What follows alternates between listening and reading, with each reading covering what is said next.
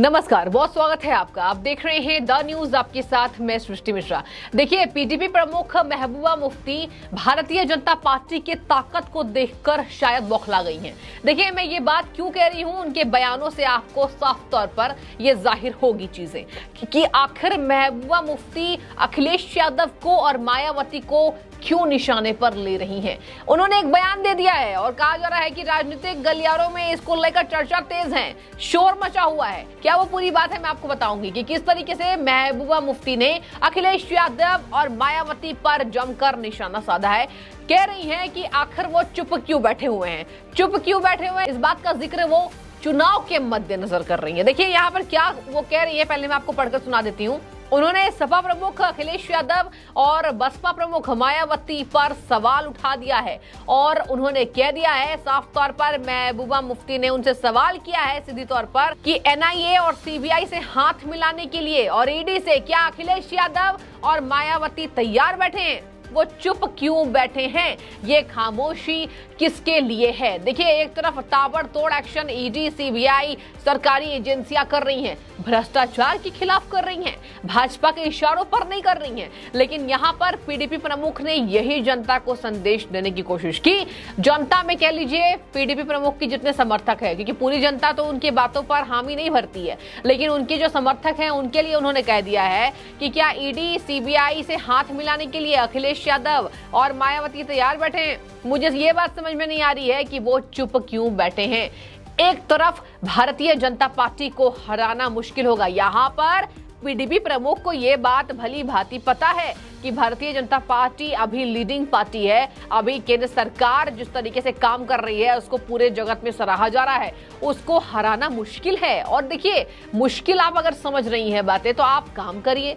आपने काम किया होता तो आपको आज सभी विपक्षियों पर अपनी बात ना कहनी होती। आपने विपक्षियों का ठेका ले रखा है। आज ये जनता सवाल कर रही है पीडीपी प्रमुख महबूबा मुफ्ती से, क्योंकि देखिए आज उन्होंने अपने कामों को नहीं गिनवाया, लेकिन अखिलेश यादव और मायावती तक पहुंच गई। उनकी जो गाड़ी है वो मायावती और अखिलेश यादव की पार्टी पर जा रही है।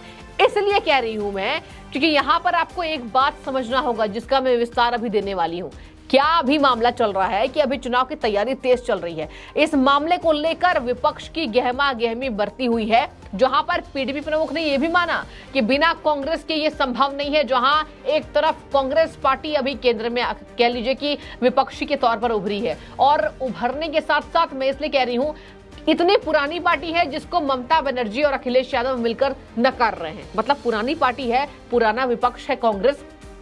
और यही बात को लेकर महबूबा मुफ्ती ने भी कहा कि केंद्र सरकार को हराने के लिए, भारतीय जनता पार्टी से लड़ने के लिए कांग्रेस की मिलीभगत चाहिए। यहाँ पर देखिए, कांग्रेस को दरकिनार किसने कर दिया? अखिलेश यादव ने और ममता बनर्जी ने। और आज अखिलेश यादव का भी नाम महबूबा मुफ्ती ने अपने लिए किया है कि महबूबा मुफ्ती को लगता है कि अखिलेश यादव और मायावती के बिना गठबंधन मजबूत नहीं होगा। और यहाँ पर मायावती, देखिए पिछले उत्तर प्रदेश का जब चुनाव हुआ था दर्शकों, तो आपको याद होगा किस तरीके से तमाम न्यूज चैनल्स यही लिख रहे थे कि क्या मायावती को ओवर कॉन्फिडेंस हो गया है, बहुत शांत है। एक रैली मायावती ने नहीं की, एक चुनाव प्रचार नहीं किया, बस अंत चुनाव की घड़ी आई तो मायावती कुछ एक्टिव दिखी। हश्र क्या हुआ ये जगत जाहिर है। देखिए, यहाँ पर काम करना पड़ता है।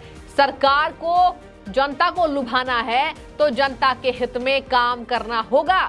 शायद से भारतीय जनता पार्टी ने काम किया है, यही वजह है कि आज केंद्र में अपनी बहुमत की सरकार के साथ लगातार भारतीय जनता पार्टी लीड कर रही है। और इस बात को महबूबा मुफ्ती समझ रही हैं। एक लाइन और उन्होंने कही, देखिए सुनिए आप जरा और समझिए, कमेंट्स में बताइएगा कि क्या आपको लगता है। कह रही हैं कि भारी जनादेश, मतलब इतना ज्यादा समर्थन, भारी जनादेश के साथ केंद्र सरकार आई है, उन्हें काम करना चाहिए। अरविंद केजरीवाल सही कहते हैं कि नैया डूबेगी। यहाँ आपको अरविंद केजरीवाल की बातें तो सही लगेंगी ही।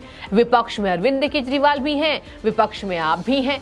अब आपका मैं ध्यान आकर्षित करूंगी दर्शकों, पीडीपी प्रमुख ने चुनाव को लेकर क्या दावेदारी पेश की। देखिए, चुनाव को लेकर उन्होंने क्या कहा, मैं भावनात्मक तरीके से जम्मू कश्मीर से जुड़ी हूं। कितनी भावनात्मक तरीका आपने अपनाया है ये हमने देखा है। जनता कह रही है आतंकवाद के खिलाफ एक शब्द नहीं बोलती हैं आप, धारा 370 के खिलाफ लगातार हमला करती हैं। यहां पर पीडीपी प्रमुख ने यह तक जाहिर कर दिया और अपनी बातों का जिक्र करते हुए उन्होंने सफाई दी है कि मैं चुनाव नहीं लड़ूंगी जब तक 370 का कहीं ना कहीं हिसाब नहीं होता। हिसाब किस लिए?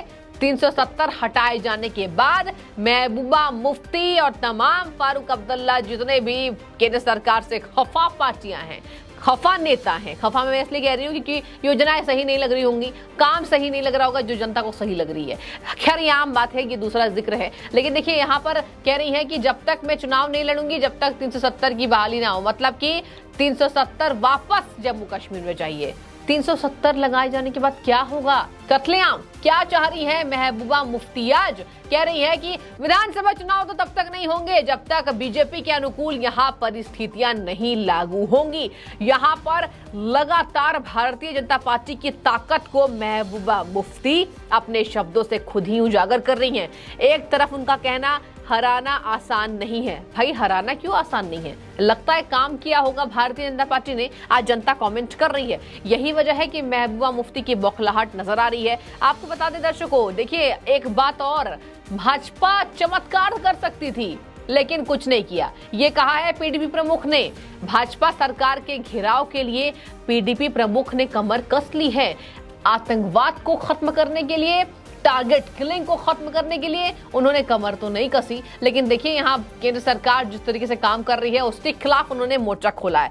कह रही हैं इतने बड़े जनादेश के साथ आई भाजपा सरकार चमत्कार कर सकती थी, लेकिन दुर्भाग्य से ऐसा लगता है कि उनके पास देश को लेकर कोई विजन नहीं है, ये कहा है। हालांकि जनता इस पर कमेंट करके मुझे बताए कि आखिर महबूबा मुफ्ती के बयान को आप किस तरीके से देख रहे हैं। आगे जरा सुनिए, उन्होंने ये भी कहा है कि लगता है कि देश पर माफिया की तरह राज कर रही है भाजपा, जो अपनी बात मनवाने के लिए किसी भी हद तक जा सकती है। यही नहीं, जरा ठहरिए, आगे महबूबा मुफ्ती ने और क्या कहा है आप जरा सुनिए और बताइए कि उनके बयानबाजी से आप कितने सहमत और असहमत हैं। देखिए यहाँ पर जब उन्होंने भाजपा पर हमला बोला तो कह रही हैं आगे कि मुसलमान भारतीय जनता पार्टी के निशाने पर हैं। जो भाजपा के निशाने पर होता है भाजपा उसके पीछे पड़ जाती है। अब इसमें ट्विस्ट है, उनके बयान में ही किस तरीके से दो भाव है दर्शकों, ये जरा समझिए आप। मैं आपको विस्तार पूर्वक इसको बता रही हूँ।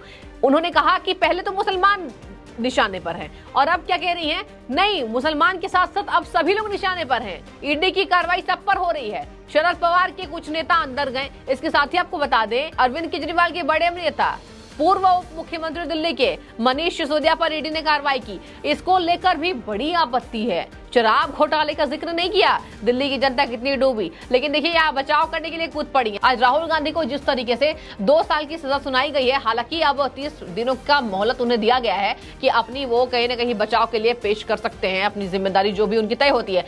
अब यहाँ पर उसको लेकर भी विरोध किया जा रहा है। मामले को जनता तक नहीं पहुंचाया जाता है।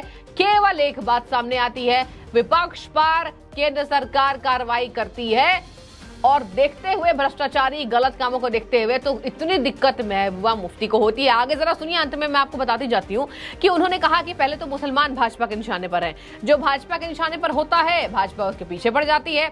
और अपने बातचीत के दौरान उन्होंने हाथरस और बिल्किस बानो मामले का भी जिक्र किया, जहां उन्होंने कहा बिल्किस बानो के बलात्कारियों को रिहा कर दिया गया। तमाम वो वादे हैं जो महबूबा मुफ्ती ने किए हैं, लेकिन यहाँ पर सवाल ये उठ रहा है कि आखिर अखिलेश यादव और मायावती को निशाने पर क्यों ले रही है? चाह रही है कि पूरा गठबंधन हो जाए।